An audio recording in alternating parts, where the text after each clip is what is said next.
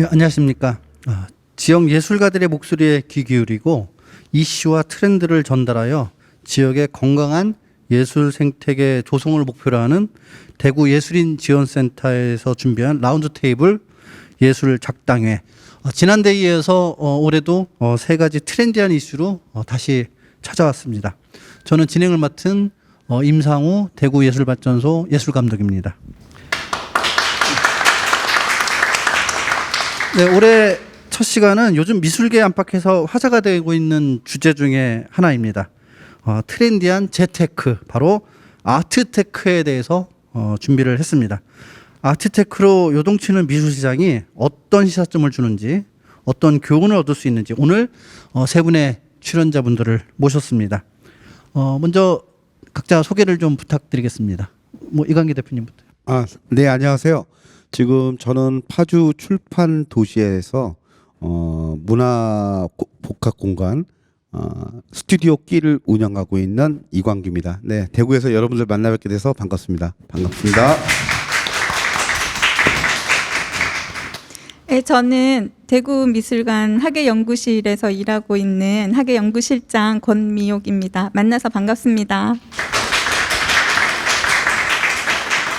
네, 반갑습니다. 저는 미술 유통 플랫폼 전문 회사인 주식회사 아트노믹스 갤러리 K의 상무로 있는 강상훈입니다. 반갑습니다. 네, 오늘은 1부, 2부 순서를 이렇게 나눠서 진행을 할 계획입니다. 1부는 아트테크의 유행 그리고 현주소에 대해서 좀 얘기를 나눠보고요. 2부는 아트테크와 미술시장 이렇게 나눴습니다. 먼저 지금 이제 1부를 시작하도록 하겠습니다. 아트테크란 말 다들 들어보셨습니까? 요즘 MZ세대한테 인기가 대단하다고 하는데요. 이런 분위기 그리고 아트테크가 무엇인지 먼저 준비한 영상을 한번 보고 이야기를 시작해 보겠습니다.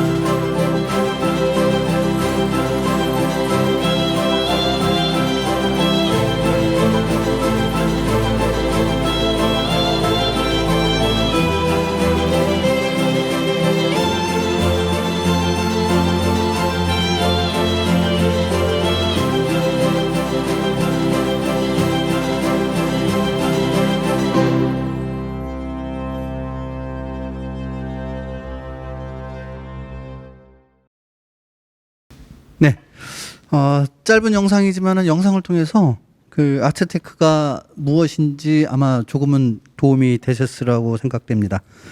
바로 이어서 이제 본격적인 이야기를 열어보겠습니다. 아트테크에 대한 대중의 그 일반인들의 관심이 그 높아지는 계기가 있었어요. 그런 관심을 확인할 수 있는 전시회가 얼마 전에 대구에서 열렸었습니다. 대구 미술관에서 이건희 컬렉션 정말 엄청난 화제를 끌었습니다. 이에 대한 이야기를 우리 대구미술관 권미옥 학예연구실장님께 한번 여쭤보도록 하겠습니다. 예약이 쉽지 않을 만큼 그 뜨거웠다고 하는데요. 그 이건희 컬렉션 전시가요. 실제 그 관람객들 반응이 좀 어땠었습니까? 반응은 아주 뜨거웠고요. 네네. 예약이 힘들었었죠. 지금 코로나 시기이다 보니까 사전 예약을 했었어야 하는데 사전 예약이 보통 일주일 전부터 오픈이 돼요. 그런데 바로바로 다 매진입니다. 그래서 코로나19 기간 동안 항상 대구 미술관은 사전 예약을 했었어요. 일반적으로 노쇼가 한 20% 정도 나오는데 이번 이건희 컬렉션에서는 노쇼가 거의 없었어요. 뭐 한 3, 4% 정도. 그래서 하루 관람 가능한 인원이 840명인데 한 달간 거의 2만 명 가까운 분들이 그 컬렉션을 감상을 했으니 열기가 정말 뜨거웠다고 할 수 있죠. 이번 전시를 기획하게 된 어떤 계기가 혹시 있으셨는지요? 그리고 준비하시면서 또 뭐 어려운 점은 또 없으셨는지요? 계기는 당연히 저희가 이건희 컬렉션을 받았기 때문이죠. 8명 작가의 21점을 미술관에서 4월에 기증을 받았고요. 원래 계획은 작가 연구나 작품 연구를 한 다음에 한 9월경에 전시를 하고 싶었으나 당시 워낙 세간의 큰 이슈였기 때문에 앞당겼어요. 그래서 6월 29일 날 전시를 개막을 해서 8월 29일까지 2달간 진행을 했습니다. 준비하면서 힘들었어요. 이게 전시 준비 기간이 짧아졌기 때문에 2달 동안 8명 작가 21점의 작품 그리고 저희가 19점 정도를 더 국공립미술관에서 대여를 했어요. 개인 소장가로부터도 대여를 해서 했기 때문에 40점에 대한 작품들을 연구하고 전시하기 위해서 수집 연구팀이 정말 바쁘게 일을 열심히 했습니다. 저도 사실 전시를 보러 갔었거든요. 근데 요즘 코로나 시대에 그렇게 그 관람객들이 좀 눈에 띄게 다른 때보다 좀 많은 거를 저도 느껴서 깜짝 놀랐었거든요. 이번 전시가 그 미술 시장에서 어떤 붐업 그리고 아트테크에 대한 그 대중의 그 관심을 가지게 된 계기가 좀 되었다. 뭐 이런 의견들이 있어요. 그거에 대해서 좀 어떻게 생각하십니까? 전시 제목 자체가 이건희 컬렉션 특별전이다 보니 일반 분들도 컬렉션이 뭐지? 그런 데서 좀 관심을 불러일으키지 않았나 생각이 되네요. 아무래도 이건이라는 어떤 브랜드의 또 그 유명세도 있고 그래서 아마 그 많은 사람들이 전시를 많이 보러 간 것 같아요. 그 이건희 컬렉션처럼 그 미술 작품에 관심을 가지고 관람하는 사람들도 많이 그 늘었어요. 그 여기에 그치지 않고 직접 미술품을 구매하는 그 사람들이 많이 늘었다고 지금 이렇게 보고 있습니다. 본인의 유튜브 채널을 통해서 예술 경매쇼를 진행하고 계시는 그 이강기 대표님한테 한번 최근 뭐 50여 차례 이상 그 라이브 경매를 진행해 오신 걸로 알고 있거든요. 반응이 좀 어땠는지 그리고 처음 시작할 때하고 지금하고 좀 그 대중들의 관심도가 좀 어떤지에 대해서 좀 말씀을 좀 네, 부탁드릴게요. 뭐 관심도는 조금 전에 앰뷸런스 소리처럼 아주 뜨거웠습니다. 네. 정말 남들이 봤을 때 과연 저게 될까? 유튜브로 그걸 참 고민을 걱정도 하시는 분들도 많았지만 저는 사실 이걸 기획하기 전에 한 2010년도부터 제가 그 자선 미술 전시 경매를 제가 했었어요. 그래서 그 경매 했을 때 많은 분들이 관심도 가져주시고 그리고 저는 그 수익금으로 작가들에게는 또 작가들의 몫을 드리고 그리고 나머지 50%를 가지고 제가 월드비전과 함께 2010년도부터 지금까지 한 해도 빠짐없이 계속 이어와서 IT 얼마 전에 또 IT 지진이 또 일어났는데 2010년도에 그 지진이 일어났을 때 제가 갔다 오면서 그곳의 또 상황이 그때가 좀 힘들 때였어요. 제가 개인적으로 우리 가족에 좀 큰 아픔도 있었고 그런 상황에서 그 IT에 가서 제가 뜻하지 않은 너무 놀라운 선물들을 받았죠. 그게 뭐였냐면 세상에 내가 가장 힘들 줄 알았는데 더 힘든 사람이 많다는 진리를 깨닫게 해줘서 그때부터 내가 선물 받은 거를 돌려줘야 되겠다. 그런 마음으로 또 작가들을 제가 한때 컬렉션했던 작가들을 중심으로 해서 자선 미술 전시를 시작했는데 그 수익금으로 지금까지 해서 그 아이테다가 아이들이 꿈을 키울 수 있는 학교 3곳을 제가 만들었습니다. 그래서 그때 지금 뭐 여기 보시면 영상들 이렇게 이걸 영상 보고 한번 얘기하겠습니다. 제가 경매할 때마다 항상 이 영상을 제가 틀고 있습니다.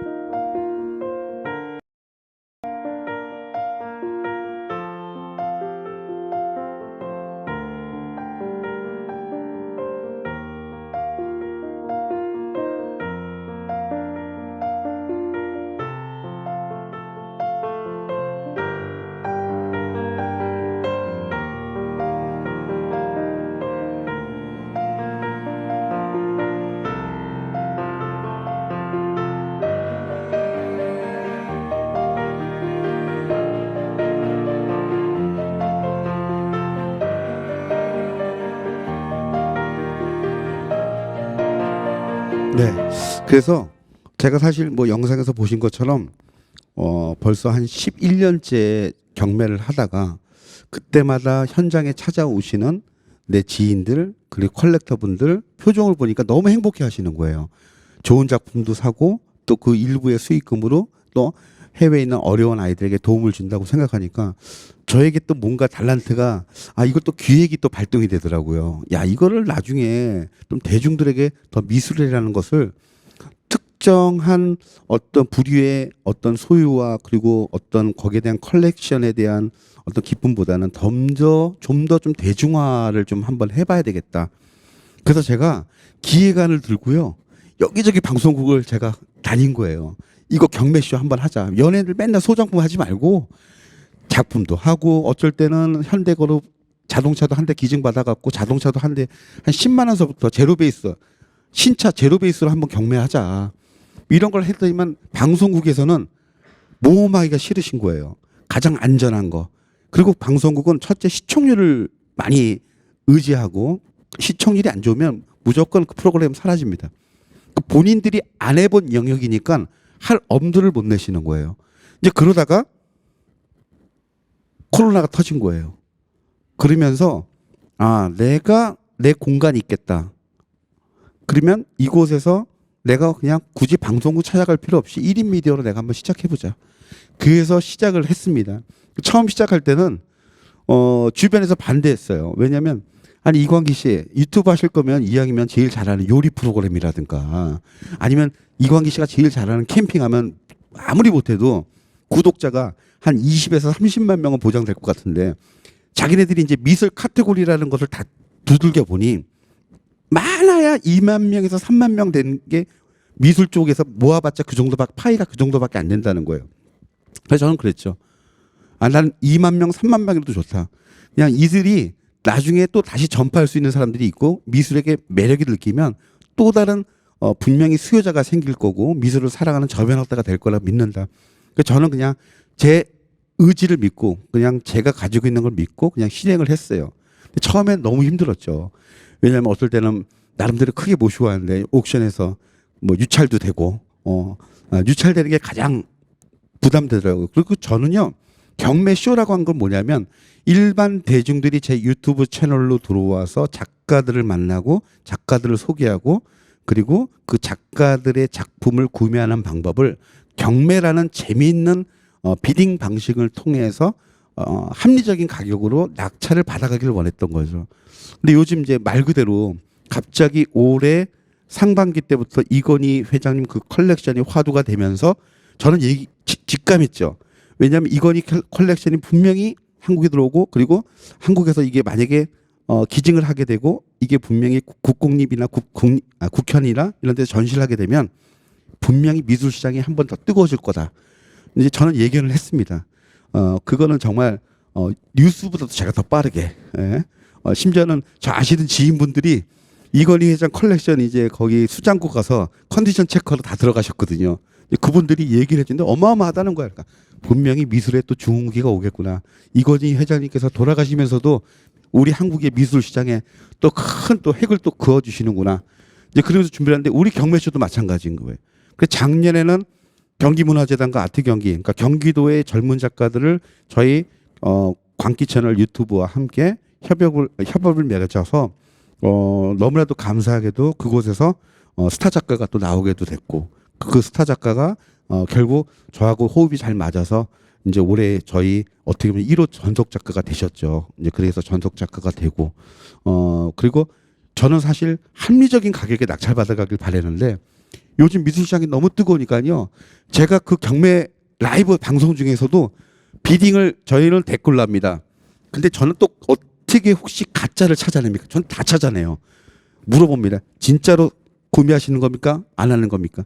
그러면 아무 대답을 안 해. 그러면 저는 이 사람 패스해버립니다. 근데 요즘 미술시장이 너무 뜨거우니까 요즘에 생각지도 못했던 가격들 높은 가격이 나온다는 게 그게 조금은 좀 우려스러워요. 한편으로는 미술시장이 뜨거운 것도 뜨거운 거지만 작가에게는 갤러리에서 판매되는 가격이 있는데 그 가격보다 막 여러 배가 올라가면 미술시장이 항상 좋을 수는 없거든요. 네, 또 그럴 때를 또 생각해서라도 좀 이렇게 완충을 좀 해나가야 되지 않을까. 네. 그래서 요즘 좀 잘하고 있습니다. 그 네. 경매 어떻게 진행하는지 한번 영상이 있다 그럽니다. 한번 영상 잠깐 보고 그리고 또 이야기를 나눠보겠습니다. 이게 정해져 있는 시간이 아니, 있죠. 아니 다니엘이야. 데니엘. 배준영 씨 360만. 배준영 씨 360만 원. 배준영 씨 좀 살살 좀 합시다. 살살.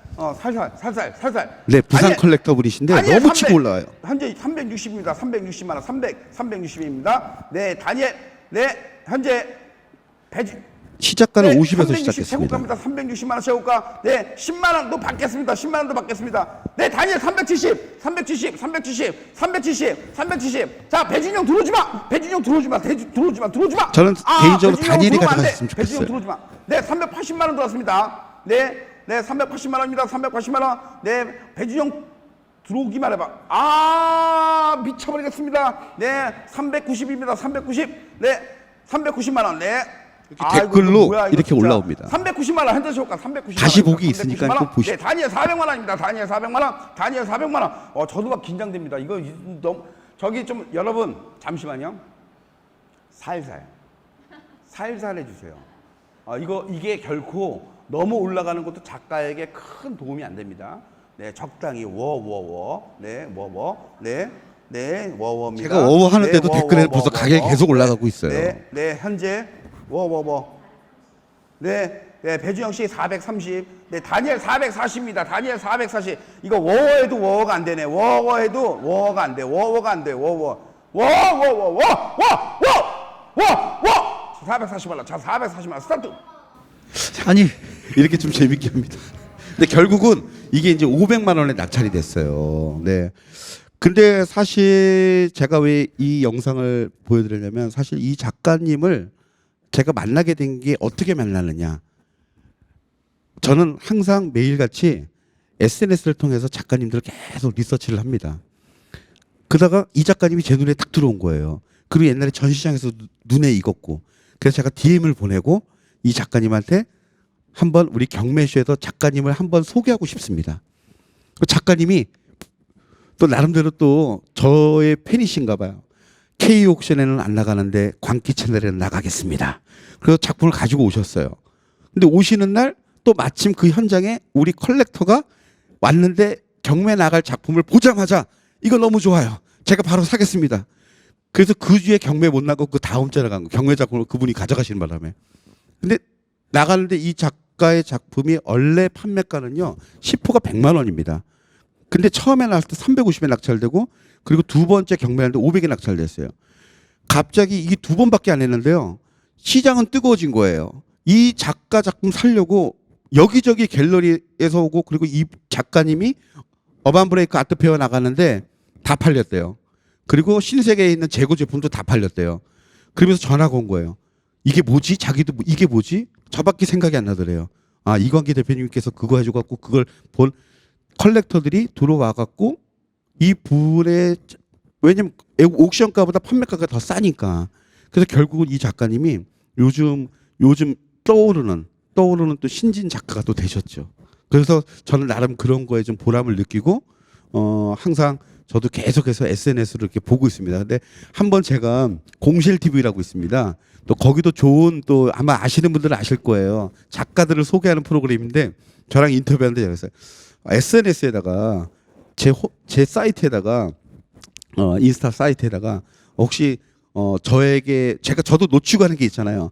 좋아요를 한 20번만 눌러 주십시오. 그러면 제가 관심 있게 한번 들어가서 보겠습니다. 그러니까 요즘 이제 한 좋아요를 20번씩 눌러 주시는 작가분들이 계시더라고요. 또 그런 또 재미가 있어요. 아니 경매 그 하시는 영상 보니까 정말 재밌을 것 같아요. 아니 너무 신나셔가지고 네. 일반적인 경매하고 좀 달라요. 나름대로 보람을 느끼는 게요. 네. 가끔 가다가 이제 저희 컬렉터 분들이 문자가 오십니다. 그리고 자기는 미술이라는 걸 처음 접해봤대요. 광기 채널을 통해서. 그리고 이분의 직업은 강동구에서 닭집 하시는 분입니다. 예, 닭 한 마리 집을 하시는 분이신데 이분이 저희 초창기 때 경매쇼의 거의 우수 고객이에요. 컬렉션을 한 5개를 사셨어요. 젊은 작가들서부터 해갖고 100만 원짜리, 200만 원짜리, 300만 원짜리 그 정도의 작품들을 일반인들이 그 정도의 금액이면 엄청 큰 금액이거든요. 근데 사신 거예요. 그러면서 자기는 갤러리에 들어가는 그 문턱이 너무 높았대요. 그림을 보러 가고 싶어도 웅장함과 그 우아함과 그 아우라에 눌려서 못 들어갈 것 같았는데 우리 관계시에서 이광기 씨가 되게 친근하게 설명해주고 정말 이웃집 아저씨처럼 이웃집 형님처럼 설명해주는 모습이 너무 좋아서 자기도 모르게 클릭하게 됐다는 거죠. 그러면서 명언을 남겼습니다. 이광기 광기 채널에서 이성을 잃으면 어느 순간에 작품은 내 품 안에 들어옵니다. 네.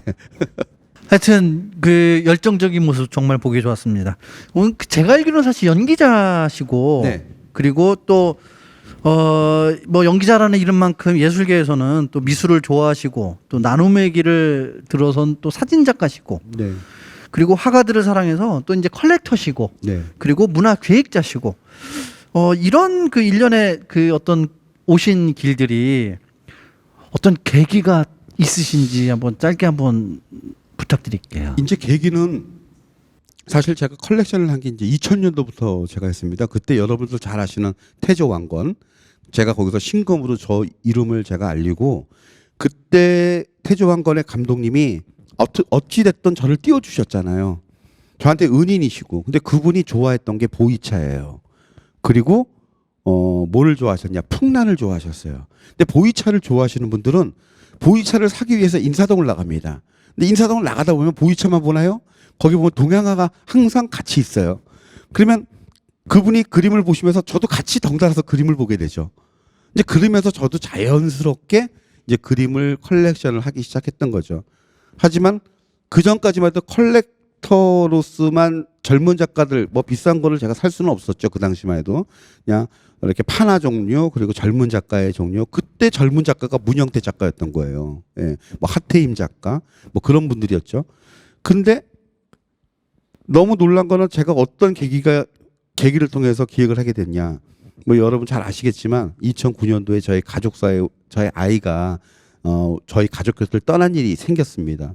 그래서 2010년도에 아까 IT에 갔다 오면서 IT에서 받았던 그 선물을 제가 되돌려 주려고 하는데 뭐가 없을까? 근데 같이 있었던 뭐 문영태 작가, 뭐 박현수 작가서부터 시작해갖고 뭐 제 주변에 있는 뭐 최울가 작가 이런 분들이 야 우리가 도움 될 수 있어, 뭐 같이 해보자 17번 해갖고 뭐 자선 미술 전시를 한번 해보자. 그래서 제가 이제 기획을 해서 내가 컬렉션했던 작가들을 다 모아놓다 보니까 또 갤러리 대표님들도 그러면 또 여기 한 점씩 내주시고 못 내주시고 그러다 보니까 갑자기 서울 옥션 했던 그 당시 지금 이제 크리스티 경매 대표님이신 이학준 대표가 서울 옥션 대표였을 때 야 그럼 이 판을 우리 공간에서 해봐 그래갖고 그 공간을 빌려주셔갖고 1회를 2010년 5월 달에 IT 다녀오자마자 한 거예요. 근데 그때 1억 700만을 모은 거예요. 근데 그때부터 꾸준하게 해마다 뭐 1억 7천, 2억 뭐 이런 식으로 모아서 그걸 가지고 지금 하다 보니까 제가 자연스럽게 어느 날 보니까 오늘 이 자리에 앉아 있네요. 하여튼 뭐 그 모습 너무 보기 좋습니다. 너무 보기 좋고요. 그 앞서 우리가 짧은 영상에서도 그 봤듯이 현재 아트테크는 하나의 작품을 또 여러 사람이 공동으로 구매할 수 있는 그런 점이 또 있습니다. 디지털 아트 같은 경우는 하나의 같은 원본의 가치를 증명하고 소유권을 보장하면서 여러 명에게 그 판매할 수 있게끔 소액 구매도 가능하다고 이렇게 합니다. 또한 자신의 구매한 작품을 소장하는 대신 또 렌탈하는 형태로 수익을 창출할 수 있다는 점도 있는데요. 이런 그 여러 가지 이유들이 복합적으로 그 작용해서 인기와 관심을 지금 많이 모으고 있어요. 아트테크가 왜 지금, 왜 이때 이렇게 다양한 연령층에서 확대되고 유행하고 있는지 한번 우리 그 강상훈 상무이사님한테 한번 얘기를 한번 들어볼게요. 네. 미술품 하면 단순하게 그 소장하거나 감상으로 끝나는 게 아니라 여러 가지 재테크 방법이 있거든요. 갖고 있는 미술품을 대여를 해주고 렌탈료를 받는다든가, 아니면 시간이 지나서 작품 가격이 오르면 매매 차익을 얻는다든가, 이 여러 가지 수익률이 있고요. 더불어서 또 미술품에는 또 세제 혜택이 많이 있거든요. 생존 작가의 작품일 경우에는 아무리 많은 양도 차익이 발생하더라도 세금 없이 비과세 혜택을 받을 수가 있고요. 사후 작가이실 경우에는 6천만 원 이상의 됐을 때만 거래가액이 그때만 그 세금이 발생하는데, 그조차도 90%에서 80%의 공제를 해주기 때문에 상당히 뭐 부동산이나 다른 뭐 주식이라든가 이런 세금 비교했었을 때 엄청난 세제 혜택이 있다라고 볼 수 있습니다. 더불어서 이제 또 미술품은 구매는 쉬운데 사실 판매하는 채널이 그렇게 많지는 않거든요.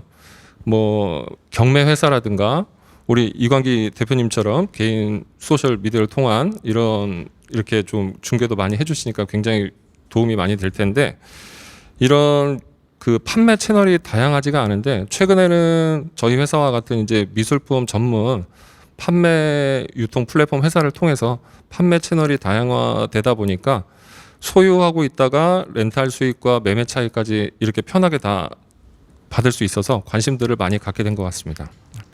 그 현장에서 그 느끼시는 아트테크의 요즘 그 유행의 분위기, 그리고 그 지금 성장 속도가 엄청 빠르거든요. 뉴스에 보면은 지금 미술시장 뜨겁다 뭐 이런 뉴스들 많이 접할 수가 있거든요. 현장에서 느끼시는 어떤 그거를 좀 말씀해 주십시오. 네. 저희 회사 매출 같은 경우에도 해마다 지금 2-3배 이상씩 커지고 있고요. 저희와 같은 미술 유통 플랫폼 회사들이 서울이나 각 지역에서 조금씩 지금 많이 생겨나고 있습니다. 전체적으로 보면 이렇게 미술품 판매나 유통 채널이 활성화가 된다는 거에 대해서는 미술 시장이 커지는 거에 대해서 굉장히 좋은 현상이라고 보고 있습니다. 그러니까 미술 시장이 커지는 거에 대해서는 아주 긍정적으로 보신다는 말씀이시죠. 그 미술장에서 그 아트테크라는 열풍이 이게 어떤 영향을 미친다고 또 생각을 하시는지요? 지금 뭐 이건희 컬렉션이라든가 아니면 뭐 최근에 끝난 피카소 전시회라는 걸 통해서 빅 이슈들이 있어서 네네. 관심을 많이 갖고 있는데, 이런 것들이 끊임없이 이어져야 된다라고 생각을 하거든요. 기존에 이제 주식이라든가 부동산이라든가 뭐 최근에 코인이라든가 여러 가지 재테크 수단이 있는데, 이거에 대체 투자처로 해서 미술품을 활용한 재테크가 앞으로 향후 10년간 지켜보시게 되면 어마어마한 성장을 할 걸로 기대하고 있습니다. 그 마이크를 넘겨서요. 우리 권미호 학예연구실장님 그 이 현재 아트테크의 활성화에 대해서 어떻게 보시는지요? 제가 네. 여기 나오기 전에도 사실 이 아트테크가 사실은 아트 미술로 하는 테크 재투자에 관한 이야기잖아요. 그래서 과연 저는 시장의 전문가가 아니니까 내가 그 자리에 나가서 무슨 말을 할 수 있을까, 저 못합니다라고 많이 얘기를 했었어요. 그런데 이제 또 미술에 대해서 좀 이야기를 해달라고 해서 앉아 있는데 대표님 경매 막 보여주시고 또 그 아트 테크에 관해서 말씀하시니까 갑자기 이 전문성도 없으면서 제가 여기 앉아 있는 듯한 생각이 드는데, 아무래도 아트테크는 미술보다는 재투자 쪽에 방점이 있는 것 같아요. 예, 예. 그래서 특히 인상적인 것이 요즘은 젊은 세대들이 이 아트테크에 관심을 많이 가지고 있는 것 같고 아트를 통해서 재테크를 하고 투자를 해서 어떤 자산을 증식하겠다라는 그런 면이 상당히 강한 것 같아요. 특히나 요즘은 우리가 NFT 이야기를 많이 하다 보니까 그 NFT란 게 디지털 어떤 기술들을 활용하는 것이고 디지털 세상에서의 이야기이기 때문에 신세대들에게는 더욱더 이쪽에서 미개척 분야이니까 내가 먼저 가서 있으면 내가 뭔가 더 많이 가치를 창출할 수 있고 요즘 시샘말로는 내가 뭔가를 먹을 수 있지 않을까 그런 생각을 좀 하는 것 같습니다. 아니요, 뭐 그렇게 겸손하게 말씀을 하셨지만 어쨌든 간에 뭐 지금 이제 대구미술관에 계시고 그리고 또 어떤 그 예술가들이나 작품에 대해서 또 제일 잘 아시는 분 중에 한 분이니까 그러니까 이런 그 아트테크의 작품들이 어떤 작품들이 강세고 그러니까 요즘 트렌드를 한번 조금만 짚어줄 수 있는지요? 요즘 트렌드한 작품에 대해서는 네네. 아마도 두 분께서 더 말씀을 잘해 주실 것 같고요. 그 아트테크에 있어서 요즘 미술계에서 화두가 되는 것은 아무래도 NFT입니다. 그 Non-Fungible Token이라고 해서 대체 불가능한 토큰인 거죠. 그 NFT가 붙어 있는 것은 디지털 세상에서 유통될 때 디지털은 어찌 보면은 진짜 가짜가 구별되지 않는 세계거든요. 복제가 무한히 이루어지지만 거기에서 어떤 것도 원본이 무엇이고 그 다음 복제품이 무엇인지 알 수 없는 세상인데 거기에서 이것에 너가 진짜야 라를 붙여주는 어떤 토큰이라고 볼 수도 있어요. 그렇다 보니까 그쪽 분야는 분명히 새로운 분야이고 공부해서 미술계에서도 기관에 있는 사람도 그리고 작가분들도 알아야지 되는 영역이라고 여겨집니다. 예를 들면 최근에 굉장히 뜨거웠던 것 중에 하나가 그 훈민정음 해례본 같은 경우에 그 진짜 원본은 지금 간송문화재단에서 가지고 있는 그 하나일 텐데 값어치를 따질 수가 없는 것이죠. 그런데 얼마 전에 그걸 NFT를 만들었어요. 100개 한정으로. 이 100개에 대해서는 그 간송해서 디지털로 만든 일종의 원본이라는 얘기죠. 활용 가능한 것이고 너에게 소유권을 준다라는 얘기죠. 그걸 내가 볼 수 있고 활용할 수 있는. 그걸 하나당 1억에 아마 판매를 한 걸로 알고 있는데 100개 한정으로. 근데 80개 이상이 이미 거래가 된 걸로 그렇게 알고 있어요. 또 다른 예로는 아마 아주 그 뉴스를 뜨겁게 했던 것 같은데 외국의 비플이라는 작가가 있는데요. 그 작가가 만든 작품이 NFT 거래소에서 거의 750억, 760억 이렇게 작품 한 점이 거래가 됐었거든요. 그러면서 도대체 이 세상이 뭔가 사람들이 아주 궁금해진 거죠. 그 뭐 피카소나 뭐 데이비드 호크니 작품만큼이나 비싼 가격의 NFT 작품들이 거래가 되고 있기 때문에 아마 미술계에서 아트테크에 있어서 가장 화두는 NFT라고 할 수 있습니다. 그리고 그 세계는 지금 무한히 확장 가능할 수 있고 이제 막 시작한 세계이기 때문에 그쪽에 있어서는 네네. 그 대표님한테만 여쭤볼게요. 지금 그 라이브 경기수를 이렇게 진행하시면서 아까 뭐 이렇게 너무 뜨거우니까 예를 들자면은 뭐 이렇게 대중들이 원하는 그 리즈 그리고 요즘 트렌드 이거 아마 가장 빨리 이제 접하실 텐데 이렇게 소개하고 싶은 이제 작품들이 있는가 하면은 또 대중들이 또 원하는 작품들 그리고 또 사람들이 너무 이 아트테크를 그러니까 재테크 수단으로 이렇게 생각하는 뭐 그런 거에 대한 이제 간극 같은 거 혹시 있으신지 한번. 네. 근데 오늘 사실 이제 이 자리가 사실 이제 아트테크에 대한 자리이기도 하지만 지금 여기 와 앉아 계신 분들이 이렇게 메모를 하시는 거 보니까 아마 작가분들도 꽤 많으신 것 같아요. 왜냐하면 아트테크가 결국 컬렉터들만 위한 게 아니라 결국은 반대로 뒤집어 봤을 때는 작가들이 이 아트테크를 통해서 어떻게 하면 결국은 작가들이 내 작품이 많이 팔려야 나도 그 전업작가로서 성공할 수 있는 거 아니냐. 뭐 농담식으로 내가 어떤 작가님한테 이런 얘기를 했습니다. 작가님 이렇게 작품 많이 팔아서 뭐 하십니까? 롤스로이스한테 사십시오. 그러면 우리나라 대한민국의 최초로 작가가 롤스로이스 타는 작가가 될 겁니다. 예. 그리고 그 모습을 보면서 어떤 사람은 욕 손가락질 할 수도 있지만 어떤 사람들은 야 전업 작가 갖고 롤스로이스 살 수 있어? 그럼 나도 잘만 그리면 저 롤스로이스 탈 수 있네? 그건 한 가지 예를 들어서 하는 얘기예요. 그러니까 작가가 그림만 그려서도 스타가 될 수도 있고 그걸 들어서도 내가 정말 외국에는 그런 작가들이 많잖아요. 예, 어마어마하지 않습니까? 뭐 제프 쿤스도 있죠. 그리고 뭐 요즘에 보면 뭐 데이비 호크닉 같은 부분은 뭐 지금 뭐 어마어마하잖아요. 예, 그런 것처럼 우리 한국에도 그런 스타 작가가 나와야 되는데 그 아트테크라는 그 말이 결국 컬렉터에 위한 아트테크가 아니라 작가들은 이 트렌드를 어떻게 읽고 가야 되느냐. 내가 시장을 끌고 갈 것이냐 아니면 내가 시장과 함께 공유해가면서 나의 작업을 어떻게 하면 사람들에게 잘 보여줄 수 있느냐. 저도 보면 작가님들의 작업을 볼 때 실제로 못 보는 가상의 세계가 많아요. 정말 요즘에 메타버스 세상 나오고 가상현실 나오고 디지털 시장 나오는데 내 작품을 과연 전 시장에서만 놓고 그림을 소개하고 걸 것이냐. 이제 이 시대만 그것만 갖고는 사실 시장에서 내가 자리를 비중을 차지할 수 있는 게 많지가 않다는 거죠. 더디다는 거죠.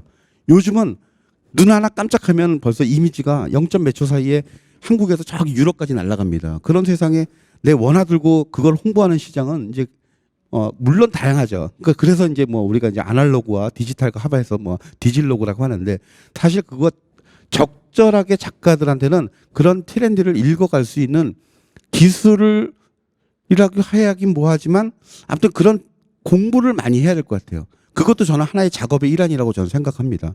그래서 주변에 수많은 작가들, 왜 잘된 작가들이 왜 잘 팔리고 왜 인기 있는 작가들이 왜 인기 있는지에 대한 분석도 필요한 것 같고요.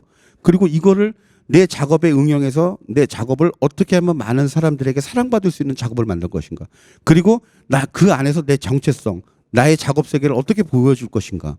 그런 것들이 계속 노력하다 보면 결국은 발전할 수 있거든요. 예. 그리고 요즘에는 혼자의 작업 시대가 아닌 것 같아요. 협업 시대인 것 같아요. 쉽게 얘기해서 갤러리, 그리고 작가, 그리고 컬렉터, 이제는 매니지먼트까지 필요한 거예요. 옛날에 연예인들한테 매니지먼트가 있었는데 이제는 작가들에게도 매니지먼트가 필요한 시대가 됐고요. 쉽게 예를 들어서 뭐 BTS 같은 경우는 팬덤이 생기잖아요. 그 팬덤, 그 아미라는 것처럼 작가들에게도 아미가 필요한 거죠. 근데 그 아미의 역할을 누가 해주느냐. 아까 얘기했던 NFT. NFT를 절대로 무시해서는 안 됩니다.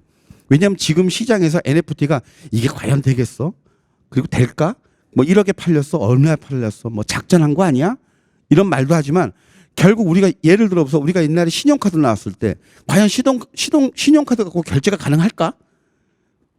근데 지금 신용카드가 너무 자연스럽고 핸드폰으로도 결제가 되는 세상이 됐어요. 그만큼 지금 NFT가 하나의 과도기지만 우리가 모르고 NFT를 대하는 것과 알고 NFT를 대하는 것은 틀리다는 거죠. 그러니까 작가님들도 내가 그림만 그려야 되는 것도 중요하지만 세상의 시장이 어떻게 미술 시장이 흘러가는 거에 대한 것도 공부를 해야 된다는 거죠. 그리고 요즘 앞으로도 그래요. 이게 지금 미술 시장이 흥행이 되고 있는데 옛날 2007년도 8년도에 미술 시장이 너무 뜨거울 때 몇 년 반짝하고 끝났어요. 그리고 얼마 전에 화랑옆에서는 각 옥션 회사에다가 공문을 띄웠습니다.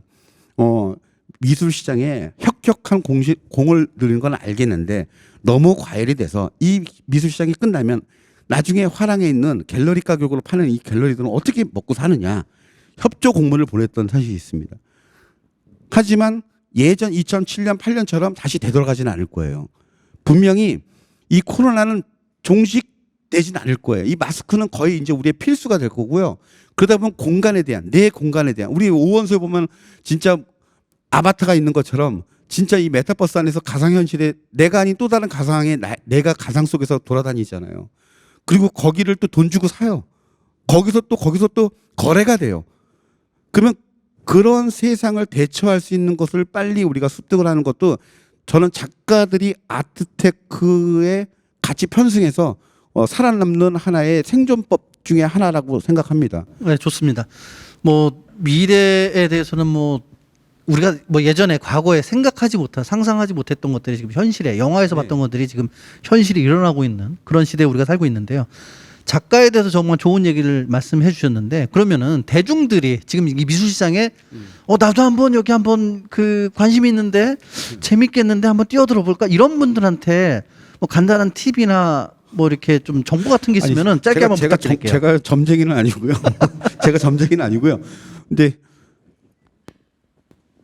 제가 그 일본 옥션 거를 한번 봤어요. 우리나라 옥션하고 일본 옥션하고 한번 들여봤는데 SBI 옥션을 일본에 그래도 가장 그래도 큰 SBI 옥션을 들여봤는데 1번서부터 중간까지는요 거의 네오팝하고 팝아트고 그리고 요즘에는 캐릭터적인 구상적인 요소를 갖고 있는 캐릭터예요. 그리고 이우환 그리고 뭐 곽인식 뭐 그런 작가들 한국 작가들도 있어요. 근데 시오타 같은 그런 작가들 한 중간중간에 끼어 있어요. 그러면 그 세계적인 그 경매회사에서 왜 자꾸 네오팝이고 그리고 팝아트적이면서 그리고 구상적이면서 캐릭터적인 이미지를 갖고 전면을 내세웠을까? 그리고 요즘 우리 한국 미술 시장도 보면 갑자기 뜻하지 않았던 이게 뭐야? 막 우국원 그리고 김선우 막 문영태 갤러리에서 판매가의 뭐 10배 이상 어떨 때는 뭐 15배 이상 막 가격이 올라가는 거예요. 그렇다면 결국 앞으로 몇 년 후에는 이쪽 시장도 근데 오늘도 우리 후배가 제 이제 아는 컬렉터가 어디 갔다 왔대요 분당에. 근데 애들이 발가락으로 그린 것 같아. 만화 같아. 근데 앞에 50명이 줄 서갖고 30명에서 끊어졌대. 다 팔려갖고. 예. 네. 근데 그거를 그게 다 정답은 아니에요. 다 다양성 있는 작품들 선호를 하고 그걸 해야 되겠죠.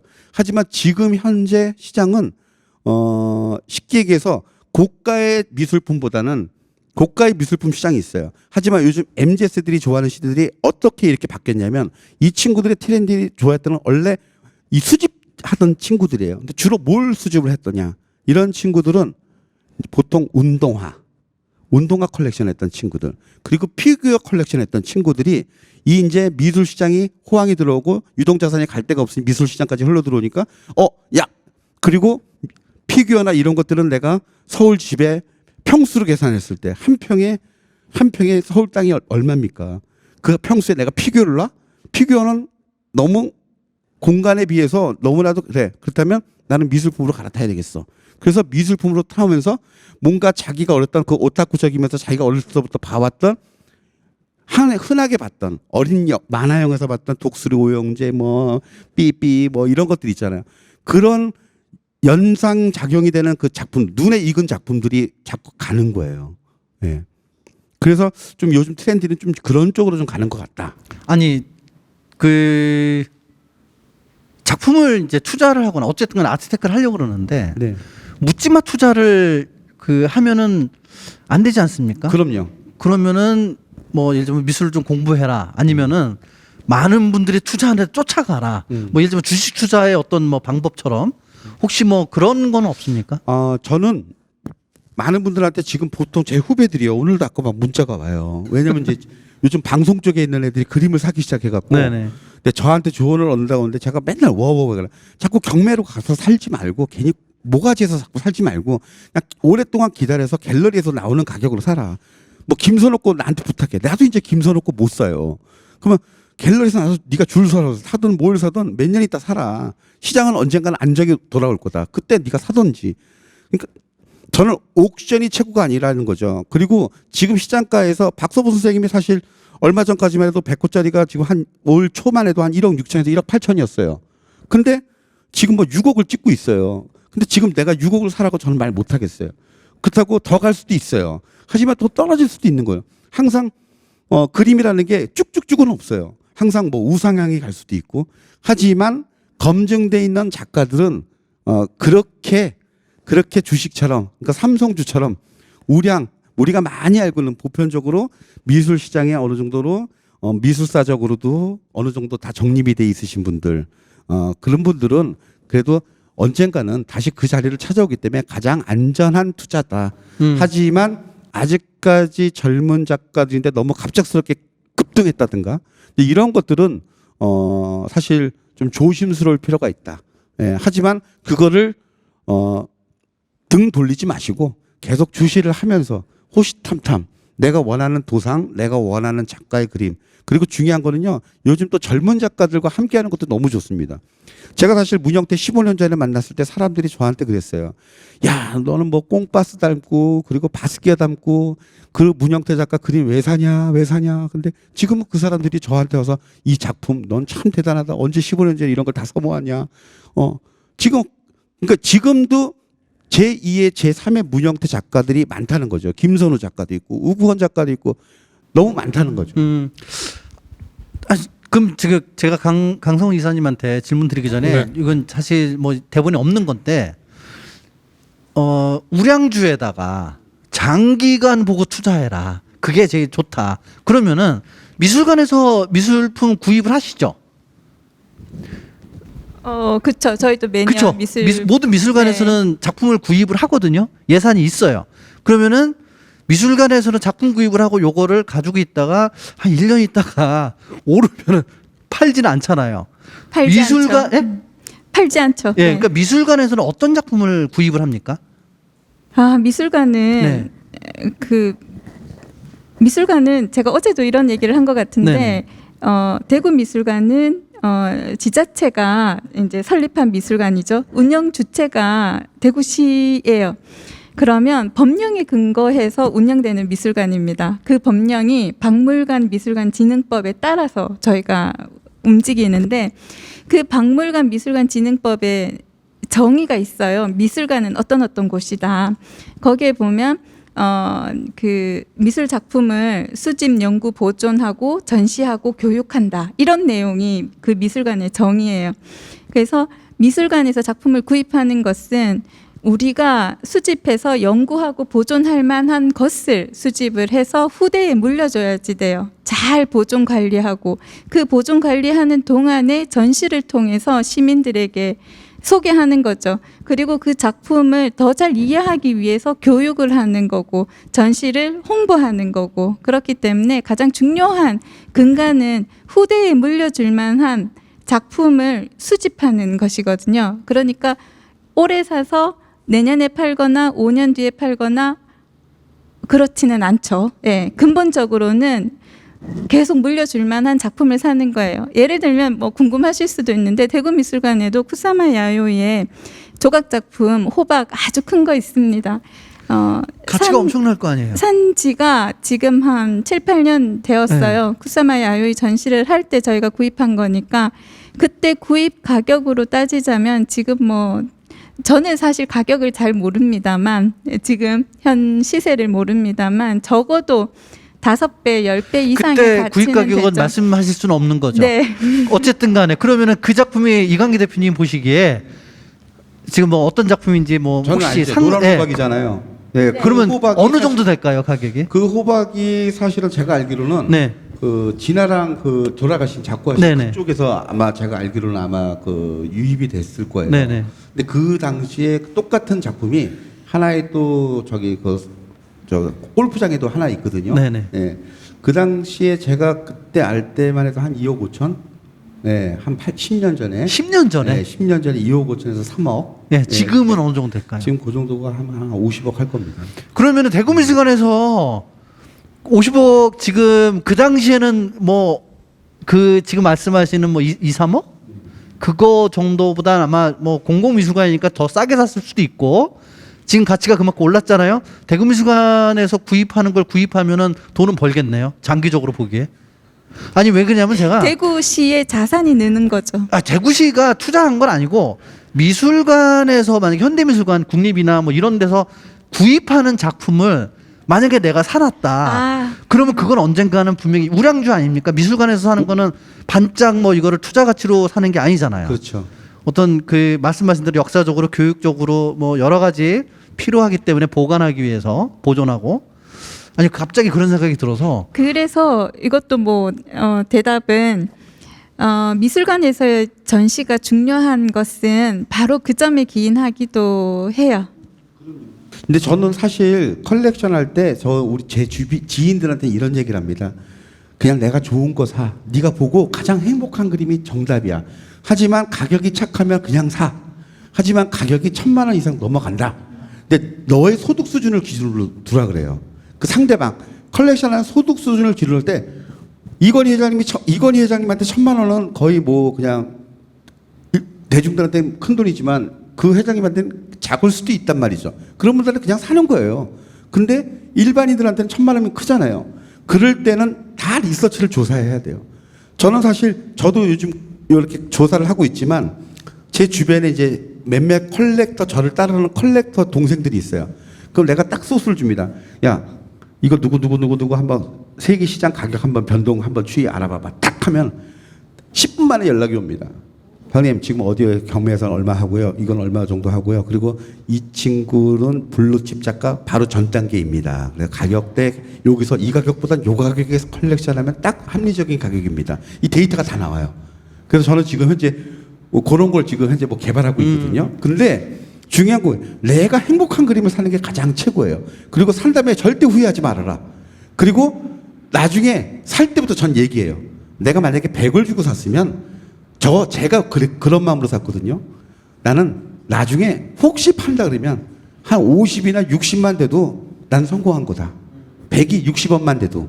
왜냐하면 어떻게 보면 저에게 그 무형의 가치를 선물로 줬잖아요. 그건 돈으로 살 수 없는 거거든요. 나에게 큰 기쁨을. 아니요, 너무 중요한 말씀을 해주신 것 같아요. 지금 사실 여기 앉아 계신 분들 말고도 또 영상으로 나중에 접하시는 분들도 어떤 미술시장의 투자에 대해서 관심이 있을 수 있거든요. 거기에 대해서 정말 좋은 말씀하신 것 같아요. 내가 진짜 이 작품의 가치를 알고 이거를 구입하는 거 정말 중요한 것 같고, 또 다른 방면에는 이게 지금 아트테크라는 어떤 투자에 대한 시장에 대한 얘기, 우리 강상훈 이사님한테 여쭤볼 건데요. 소장자 수익하고 미술시장 작품 유통의 다양화에 관심이 지금 많은 입장인데요. 현재 아트테크가 이런 이제 이 흐름들이 미술시장에 주는 뭐 장점이라고 할까요? 그런 게 있다면 뭐를 얘기할 수 있나요? 일단 아트테크가 미술 시장에 주는 장점이라고 하면, 일단 작가적인 측면에서 본다라고 하면 우리나라에 진짜 능력 있고 엄청 잘 그리시는 작품 활동 하시는 신진 작가분들도 많으시고 중견 작가분들도 많으신데, 그 중에 일부는 이렇게 생계가 녹록지 못하다 보니까 중간에 붓을 꺾는 경우가 좀 많이 발생을 하거든요. 그래서 그분들이 전업 작가로 이렇게 자꾸 창작 활동만 계속 전념할 수 있도록 작품 판매, 아까도 말씀드렸지만 작품 판매가 원활히 이루어질 수 있는 그런 플랫폼이 형성이 된다라고 하면 작가님들 입장에서는 창작 활동에만 집중할 수 있다라면 더 좋은 작품이 나올 수 있다라고 보고요. 컬렉터 입장에서 보면 컬렉터 역시도 작품을 구매, 소장하는 것뿐만 아니라 렌탈 수익이라든가 매매 차익이라든가 이런 여러 가지 세제 혜택까지 포함해서 수익을 많이 얻을 수 있게 되는데, 또 한편으로 보면 사실 이 아트테크라는 게 예술로만 보는 게 아니라 너무 자본주의적으로 돈으로만 본다는 약간 그런 의식도 있거든요. 근데 제 개인적인 생각으로는 사실 질적인 성장을 하려면 양적인 성장이 우선돼야 된다라고 보거든요. 일단 우리나라 미술 시장이 워낙 왜소하기 때문에 전 세계, 아까 비디오에도 나왔지만 전 세계 미술 시장의 1%도 차지하지 못하고 있거든요. 일단은 양적인 성장이 이루어진다라고 하면 그 부분에서는 아트테크가 당분간은 조금 기여를 할 거라고 보고 있습니다. 네. 지금 아트테크의 유행의 어떤 배경이라든가, 그리고 이제 뭐 요즘 트렌드 미술 시장의 영향까지 저희가 이제 세 분을 모셔서 얘기를 좀 들었습니다. 너무 좋은 얘기들을 또 많이 해주셨고, 사실 유튜브 저도 이렇게 보고 했는데 이렇게 정확한 정보 얻기가 쉽지는 않더라고요. 오늘 이렇게 말씀하신 게 정말 좋은 정보가 될 것 같고, 질문을 한 두